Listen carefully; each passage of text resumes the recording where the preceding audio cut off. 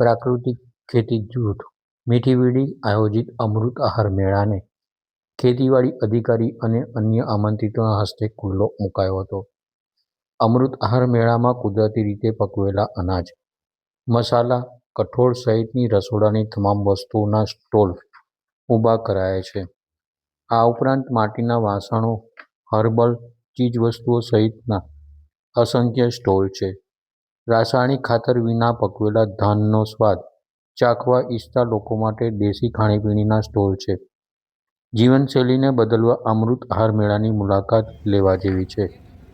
મેળા વિશેની માહિતી ભરતભાઈ જાંબુચાએ આપી હતી.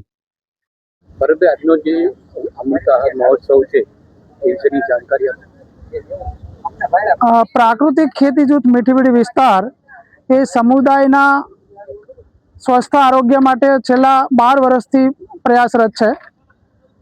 ખાસ કરીને નાના ખેડૂતોને પ્રાકૃતિક ખેતી માટે પ્રોત્સાહિત કરવાથી માંડી અને ગ્રાહકો આ જે પ્રાકૃતિક ખેતીથી ઉગાડેલું અન્ન છે જે સમુદાયના સ્વાસ્થ્ય માટે કેવી રીતે સમયસર પહોંચે, તાજું પહોંચે, એના માટેની જે કંઈ વ્યવસ્થા કરાવવી પડે એના માટે આ જૂથ હંમેશા પ્રયત્નશીલ રહ્યું છે. ભાવનગર સમુદાયના ભાવેણા વાસીઓની જાગૃતિ માટે સતત આટલા વર્ષોથી પ્રયાસ કરે હતા. ત્યારે આ 8 વર્ષ પાછલા વર્ષોમાં અમૃત આહાર મહોત્સવનો કાર્યક્રમ પૂરો થયો છે. આ 9મો અમૃત આહાર મહોત્સવ ભાવેણા વાસીઓ માટે ખુલ્લો મૂકવા જઈ રહ્યા છીએ. આજના કાર્યક્રમમાં કલેક્ટર સાહેબ, ખેતીવાડી અધિકારી સાહેબ, બાગાયત અધિકારી ઉપસ્થિત રહી અને માર્ગદર્શન પૂરું પાડવાના છે.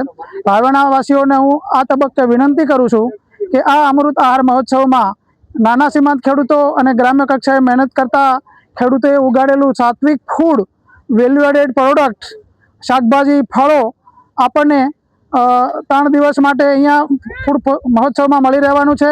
એ પછી પણ પ્રાકૃતિક ખેતી જૂથ મીઠી વીડી વિસ્તારનું પ્રાકૃતિક કૃષિ વેચાણ કેન્દ્ર જે રૂપાણી સર્કલ પાસે હાટ ધરાવે છે ત્યાંથી પણ આપણને અવિરત 365 દિવસ મળી રહેશે.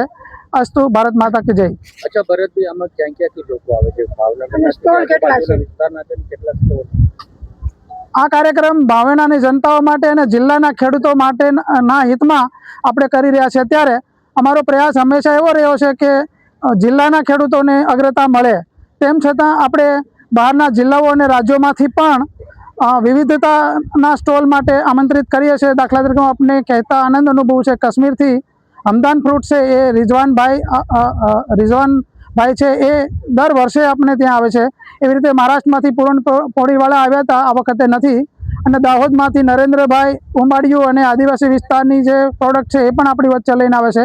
એવી રીતે જિલ્લામાંથી તો છે જ, પણ જિલ્લા બહાર અને રાજ્ય બહારથી પણ આ કામમાં રસ લેનારા ખેડૂતો અને લોકોને આપણે આમંત્રિત કરતા હોઈએ છીએ. આશરે કેટલા સ્ટોલ છે?